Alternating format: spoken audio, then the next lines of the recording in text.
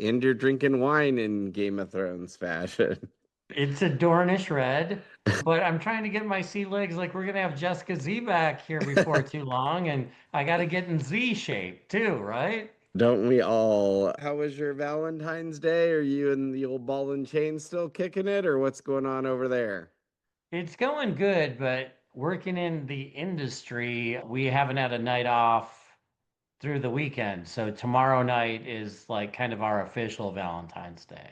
Oh, cool. But I Good. did do the stalkery, leave flowers on the doorstep, Okay. and no dead birds or anything, kept it classy. Cool, cool. Let's get into this episode.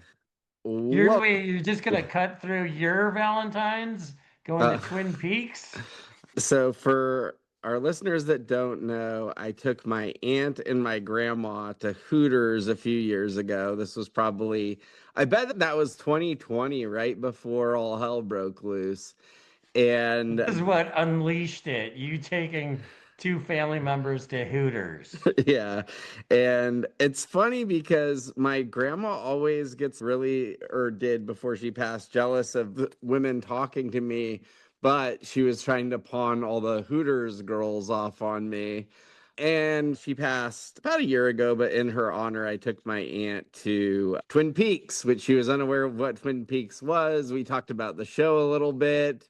She thought she might have watched that, but it was a different Twin Peaks. She had the pot roast, I had a salad, and good time was had by all. And, still got to throw the picture out to the ladies, let them know I'm still available. I'm out in England. Welcome to this episode of the Prestige Ish Media Podcast.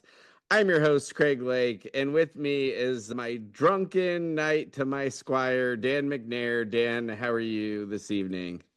Tonight I'm gonna be vigilant and vigilant and not die. But not virulent, hopefully. So, this is episode 5 of A Night of the Seven Kingdoms that we're going to be covering this evening. It is an instant reaction. The title is In the Name of the Mother. Plenty of your mom jokes to be had with that title, Dan. But what is your initial rating on this episode and thoughts? I actually have the episode title written down as In the Name of Your Mom. Okay, there we I, go. I'm tracking with you. I gave it an 8.9 because I'm an action guy. I Yeah, love to see the action and they delivered. So this is my highest rating so far on the season. I could have done a little bit less, probably with the Slumdog Millionaire flashback. I think it was good. It just ate up a disproportionate amount of the episode for what it delivered. And that's really my only complaint. But as far as stakes, story, character, everything else, it checked boxes and did a good job. How's your reaction? I've got it as an 8.5. And my biggest explainer of this is like the Beatles. I am the walrus. I am the Eggman, and so not enough egg for my liking. But I Cuckoo, did, Cachoo. I did think overall the episode was good. But I like a little more egg in my A Night of the Seven Kingdoms. Even the one that covered Duncan's left eye wasn't Yeah, enough of an egg for you. yeah, no thanks. Yeah, I thought as well. I was wondering if they were going to not get to the battle till next episode.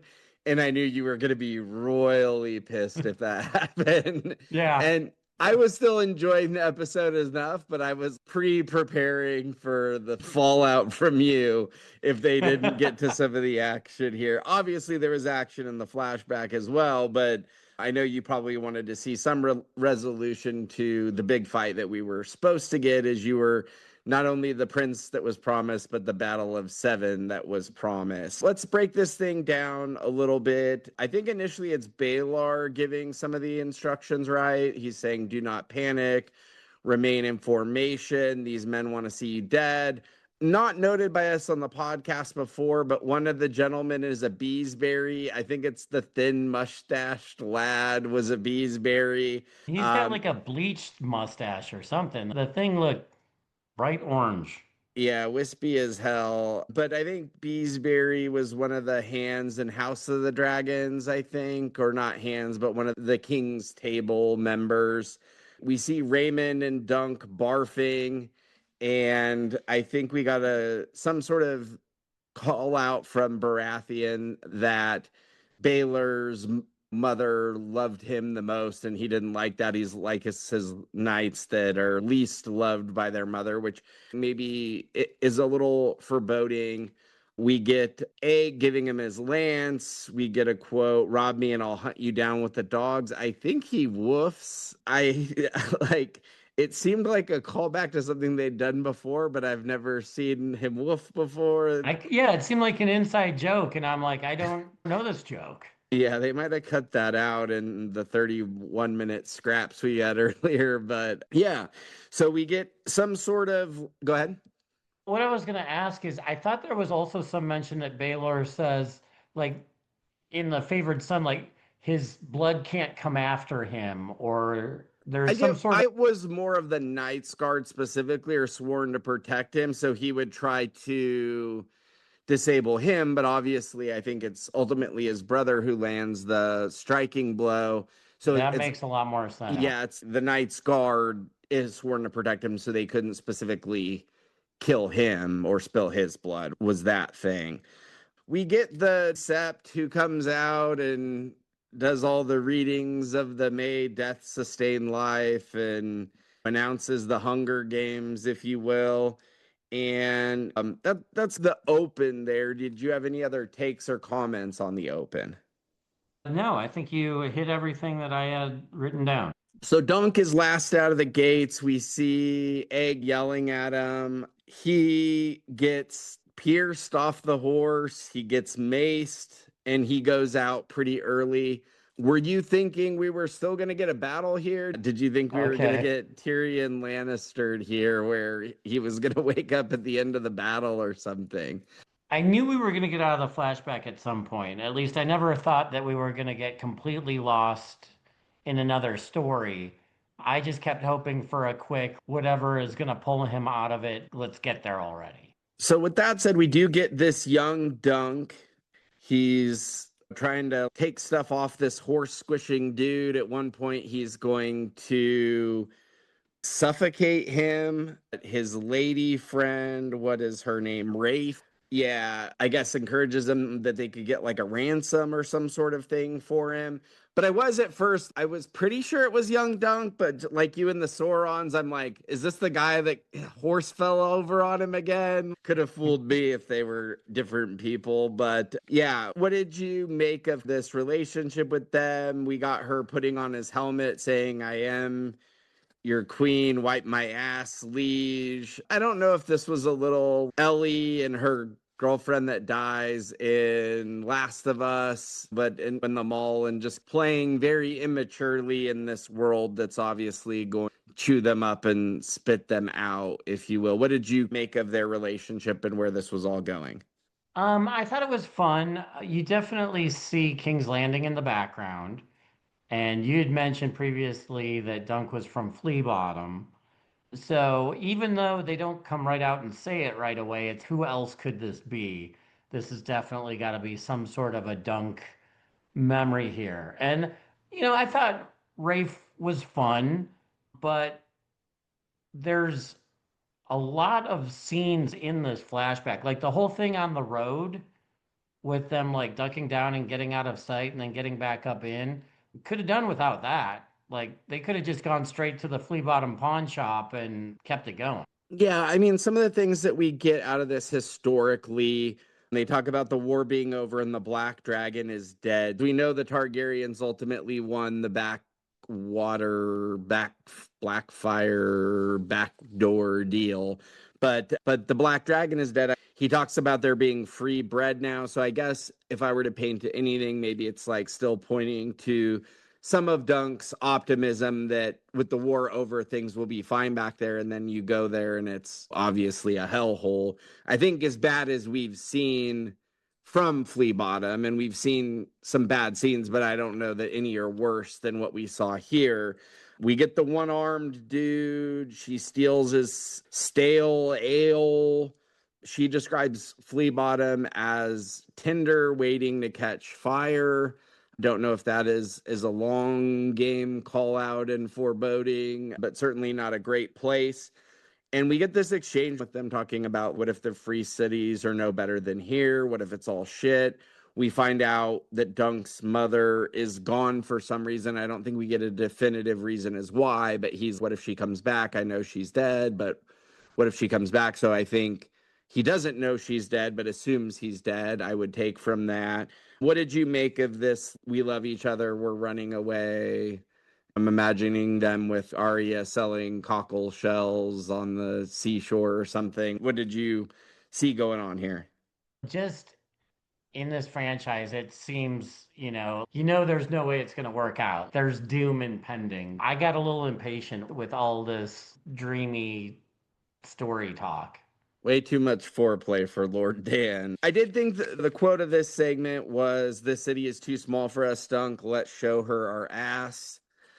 We do see Dunk, and I think it's a lamb. My lamb, goat, sheep, like understanding. I don't know that I totally. Rams are in there somewhere. I don't know what the difference, but I think it was a lamb.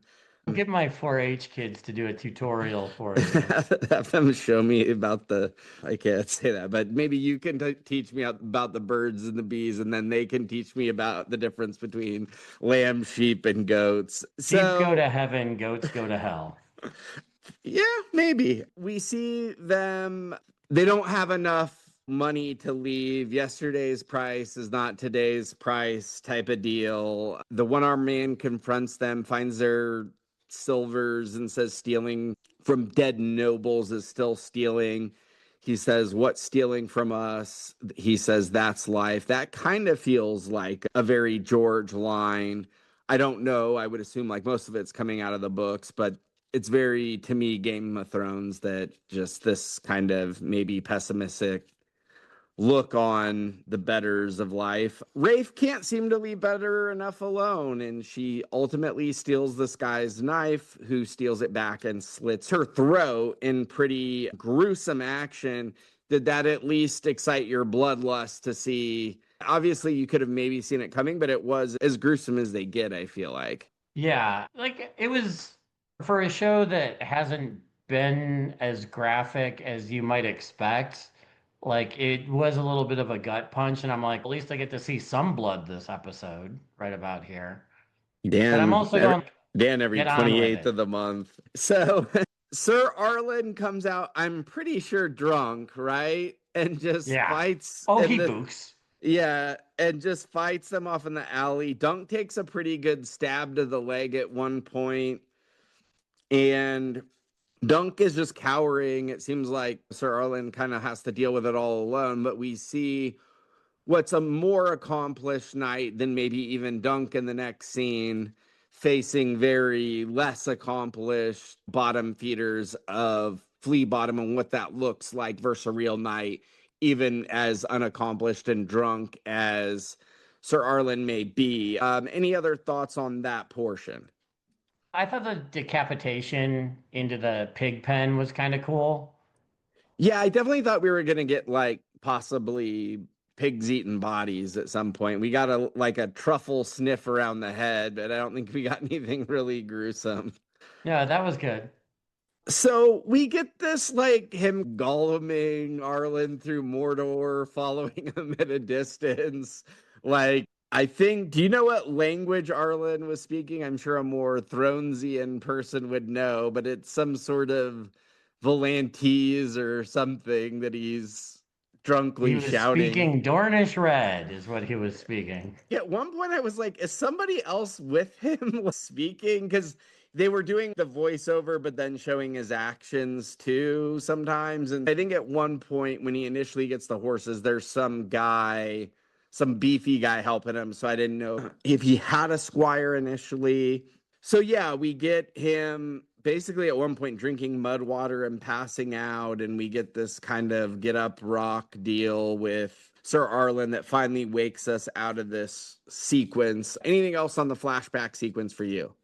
You said get up Rocky. I had get up Bambi, like Bambi's dad yells at him. So very much along the same lines.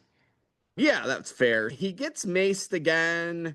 He gets stabbed by Arian. Like he's just getting worked over left and right, right? He gets poked more than your mom on a weekend. Oh gosh, if only the episode wasn't named after her. But yeah, like he gets stabbed in the back at one point, I think. But ultimately, he cuts Arian's groin. Now, I don't know about everybody else's, but from my understanding, and my loins are very virulent. And so I thought that was a main artery. I thought we might get death by groin because I thought that was a pretty prominent blood flow area. But he was going to give Aegon a sister for him to marry.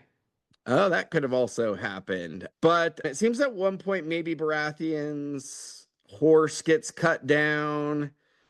I swear at more than one point it looked like Dunk got his eye like fully, one of his eyes fully pierced, right? Like multiple times. I thought he looked like he lost an eye more than just a goose shine. I didn't think they would have him do it, but it just, they made it look multiple times like his eye was going down. Any thoughts from you there? Especially when the Three Stooges ran out there and he didn't know the blocking maneuver and they just kept poking him like that.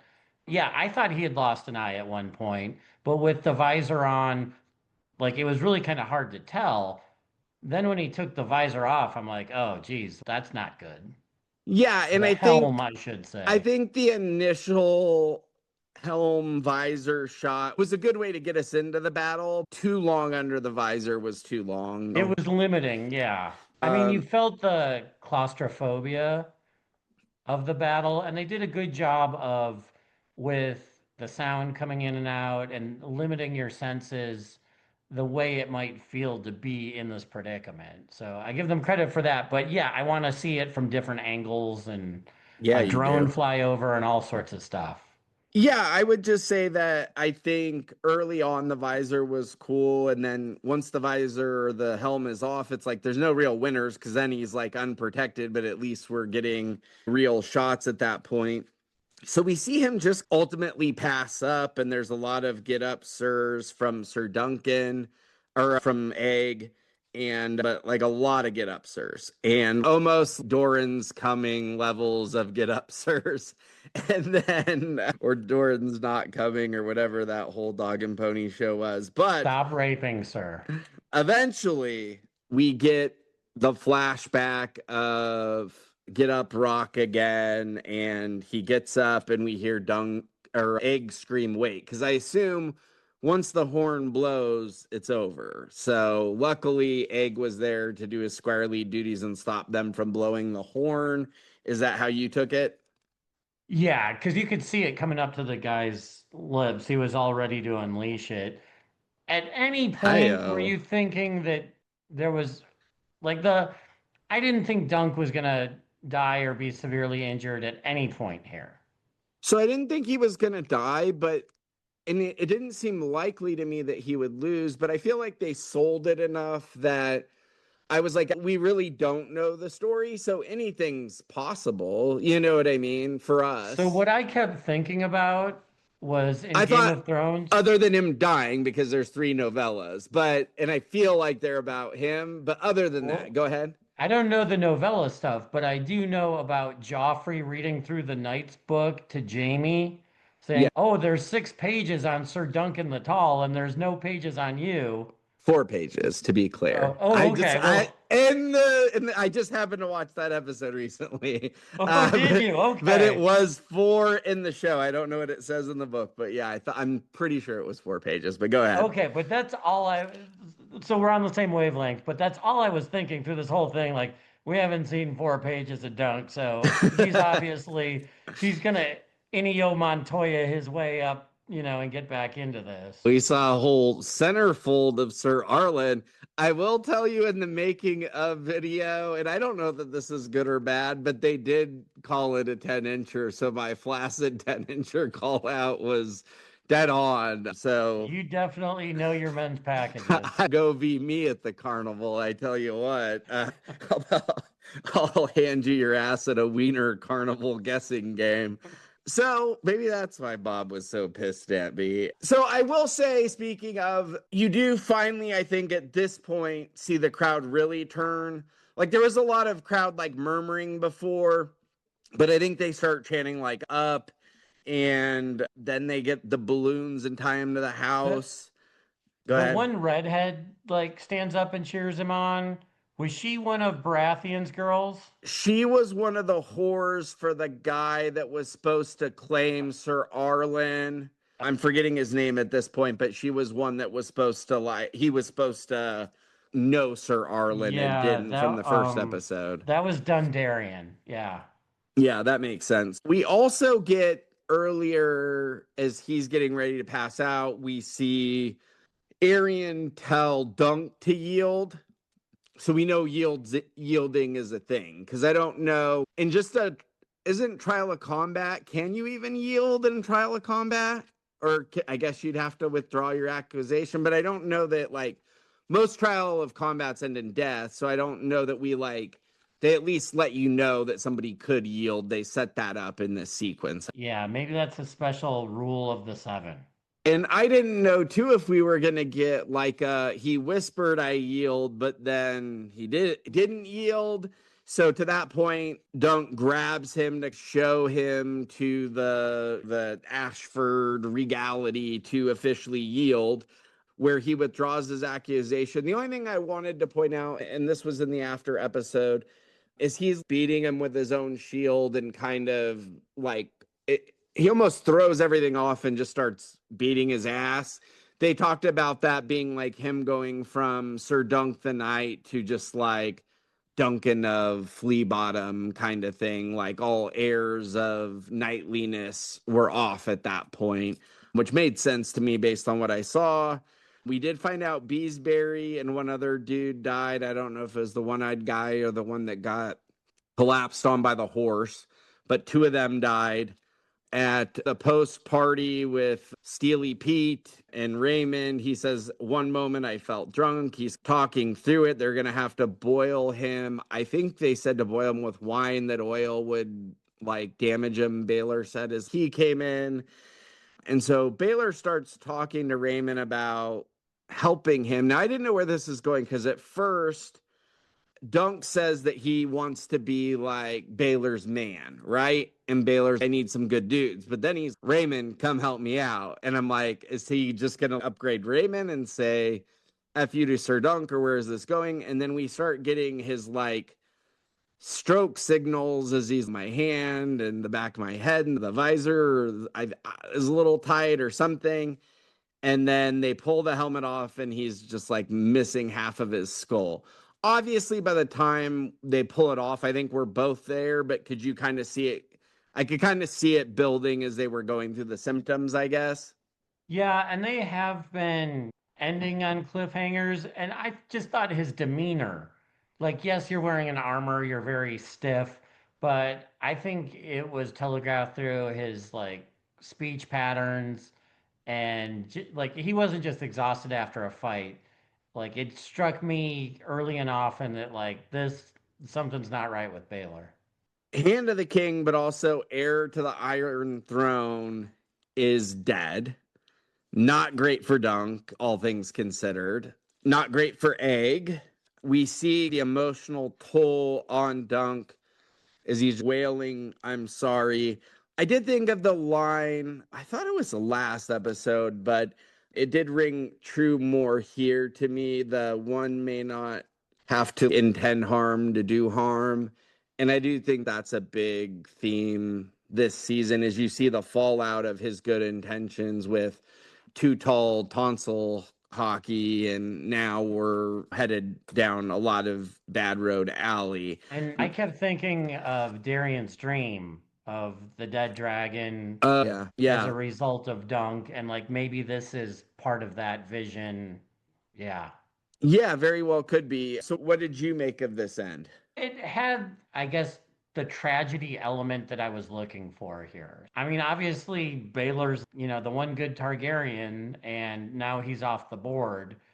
But, that's just kind of how this show goes. And why I think I like it more than something that might be on standard network TV is that they will take people off the board in these stories in a tragic sort of way. I do appreciate that. Was Ned Stark like episode 9 of season 1, or did it make it all the way to 10? But regardless, I mean, it wasn't certainly not nearly that impactful. But if you haven't seen a show like this before, I would think it would still be a little shocking to see it go full tilt, because he was not only one of the better Targaryens, he was one of the better actors on this Yeah. season. I mean, great actor, loved him in his role. And so, yeah, it's kind of a sick thing with Game of Thrones where you almost feel at home with one of these terrible things happening to a character you feel about. It's like, ah, here we are again. And I Look at kind of us. appreciate that, like, nobody is safe. Yeah. It's Drew Barrymore dying in the first scene of Scream. It's, oh, this is different.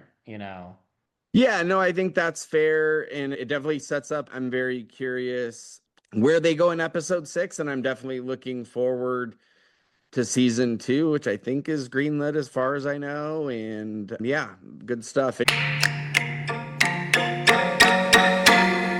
I see you got your co-star in the background over there too. Kobe is in the corner, huh? Yeah, Yeah, making a rare pod appearance.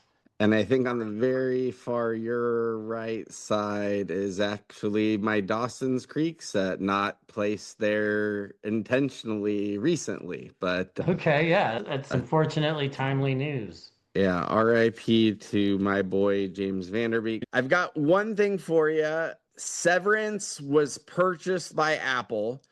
Apparently, it was owned by the production company, but obviously an Apple property. But there were several issues with that, like up to and including funding, getting seasons out quick enough. There were some things with New York tax credits where they were taking so long to pay the tax credits that the production company didn't have enough money. And so with Apple buying it, they've greenlit seasons 3 and 4. Maybe some spinoffs, who knows? But Severance is here to stay, and maybe, obviously, probably a little slower on this next season. But I think 4 will get here faster than 2, and 3 I think is going to be faster than 2, and I think 4 will be faster than both of them. For whatever that's worth, that's the Severance news of the day. What else do you have on the board here, Dan? I saw your 702 video with your new product that you're Which promoting. one? The boy or The Walt, is it? okay. Yeah, the Walt, yes. You named a product after a John Mayer song. I did. Have you heard that song before? No, because I'm not gay. I recommend you listen to the song. I thought listening to it, I thought it was a story about a real guy, but it is a guy about a fictional guy who builds this submarine. I think it's a pretty cool entrepreneurial story. Since we're throwing gay on the board, I was at the opening of the new Hard Rock Tower, the VIP Tower in Las Vegas, same night as John Mayer, and we were both getting in the same elevator with chicks and hot chicks, I tell Were you. those like his bodyguards? No, I had a chick and he had a chick, and I didn't bother him because I thought that was the appropriate thing to do. So I didn't even say hi to him. It doesn't get gayer than Mayer. That's what I'm gonna say. I mean, Like I maybe you would. guys should come out with a Jason Mraz fixture. Call it the Remedy. The Um, Remedy with MR16 I just for couldn't. shining on Uranus. I There you go. could. I couldn't have told you what the remedy was. Only you could have told me that. I guess somebody that plays with the Grateful Dead isn't cool enough for Dan. Old Steely Dan here. When Maddie and I were doing our trip and we came to visit you, we had an ongoing joke because there were a bunch of songs in the playlist that we made for it that featured John Mayer, but he doesn't sing. There's like a Fallout Boy cover of Beat It that apparently he appears on. There's a Taylor Swift song that Maddie was telling me about and something else. So we joked that John Mayer was like our third, he was like hanging out in the back seat the whole time. So if you followed us on that trip or saw any of our posts, there were the things we saw and the things we didn't see. And I think just about every day we put that we like didn't see John Mayer. So that was the inside joke on that. I can just say that I think it's an inspiring song, and I would encourage anyone to check it out. Not sure what of that I can use, but we'll work our way through it. I'm ready to be canceled. Thanks.